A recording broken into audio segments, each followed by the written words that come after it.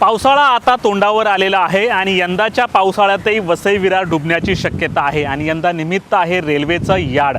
वसई विरार परिसरात नवीन 5वी आणि 6वी मार्गिका टाकण्याचं काम युद्ध पातळीवर सुरू आहे, तर दुसरीकडे जे आहे की नवीन वसईमध्ये यार्ड बनवण्याचं काम सुरू आहे।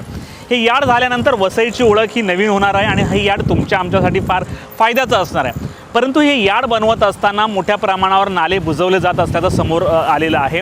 नायगाव आणि वसई या दोन स्टेशनच्या दरम्यान ज्या उमेळ आणि उमेळमान गाव आहे त्या गावामध्ये यार्ड बनवण्याचं काम सध्या सुरू आहे। त्यासाठी मोठ्या प्रमाणावर भरणी केली जाते। सूत्रांनी दिलेली माहितीनुसार जवळपास 4 ते 5 फुटांची भरणी होणार आहे। परंतु ही भरणी होत असताना जे पाणी आहे, पाण्याचा निचरा होण्याचा जो मार्ग आहे, उमेळमानचं पाणी असेल किंवा वसई गावातलं पाणी असेल, पावसाचं पाणी असेल, हा निचरा करण्यासाठी कुठल्याही प्रकारचे नियोजन जे आहे रेल्वेकडून करण्यात आलेलं नाही।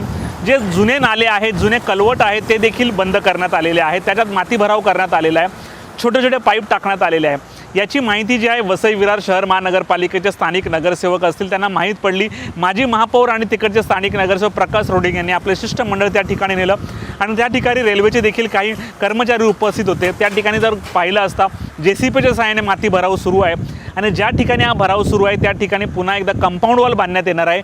5 ते 10 फुटांची कंपाऊंड वॉल असेल आणि त्याच्या आतमध्ये हे रेल्वेचं यार्ड असणार आहे। रेल्वे यार्डला लोकांचा विरोध नाही, परंतु यार्डसारखी चांगली गोष्ट होत असताना पाण्याचे जे कलवट आहेत किंवा पाण्याचा निचरा करण्यासाठी जे पाईप आहे ते टाकले जावे की जेणेकरून पाण्याचा निचरा जे पश्चिमेकडून पूर्वेला होईल। परंतु याबाबत रेल्वेने कुठल्याही प्रकारचं जे आहे की नियोजन केलं नसल्याचं समोर आलेलं आहे। परंतु वेळीच इथे पाईप टाकले नाही किंवा वेळीच या पाण्याचा निचरा करण्याचा मार्ग मोकळा केला नाही तर यंदाच्या पावसाळ्यामध्ये वसई विरारचा मोठा भाग पाण्याखाली जाऊ शकतो। याचा सर्वाधिक फटका जो आहे की आनंदनगर परिसराला बसू शकतो। बरामपूर असेल, उमेळमान असेल, उमेळा असेल, या गावाला फटका पडू शकतो। सध्या हे पाणी रिव्हर्स जात आहे आणि जे मिठागराची जमीन आहे त्या जमिनीमध्ये हे पाणी मोठ्या प्रमाणात रिव्हर्स गेलेलं आहे। त्यामुळे यंदाच्या पावसाळ्यात रेल्वेने जर उपाययोजना केली नाही येत्या 2 महिन्यामध्ये तर मोठ्या प्रमाणावर वसई विरारमध्ये पाणी भरू शकतं। ज्या ठिकाणी भेट दिल्यानंतर माजी नगरसेवक सचिन घरात आणि माजी महापौर जे आहेत प्रकाश रोडिंग यांनी नेमकी काय माहिती दिली आपण ऐकूयात।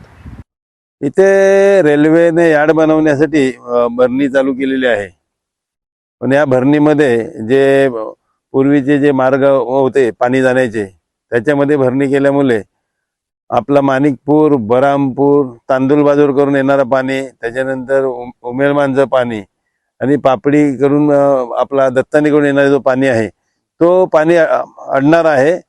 त्यामुळे आम्ही आज विजिट केली तर जे अधिकारी आहेत त्यांना आम्ही काम थांबवायला सांगणार आहोत आणि त्यांच्या वरिष्ठांशी बोलून म्हणजे पाणी जाण्यासाठी काय काय मार्ग करणार आहेत त्याच्यानंतरच आपण बोलणी करू, नाही तर आम्ही महापौरांकडे याचं निवेदन देणार आहोत। जवळजवळ 20 फुटाचे नाले, 20 फूट रुंदीला आणि 10 फूट खोलीचे असे जवळजवळ 25 एक नाले या लोकांनी म्हणजे पूर्वकल्पना न देता ही गोष्ट मी नगरसेवक, स्थानिक नगरसेवक रोडिंग साहेबांच्या कानावरती घातली। त्यांनी तात्काळ इथे येऊन काम थांबवून कारवाई करायची। याच्यामुळे आमचा उमेळमान बरामपूर यांचं पाणी येण्याचा जो मार्ग आहे तो पूर्णपणे बंद होईल आणि जशी परिस्थिती 2006 साली 8 साली जशी झालेली तशी परिस्थिती परत होणार आहे। जरा 1-2 मिलीमीटर पाणी पडला तरी हा पाणी जायचा मार्गच त्यांनी बंद केला, त्याच्यामुळे भरपूर मोठं नुकसान होणार आहे।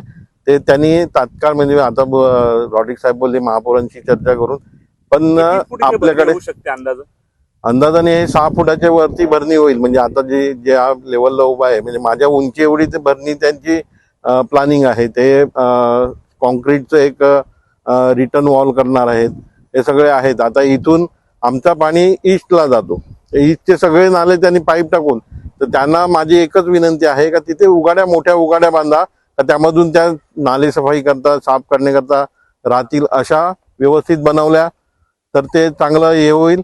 पाणी भरावाचा कुठे संभव निर्माण होणार नाही।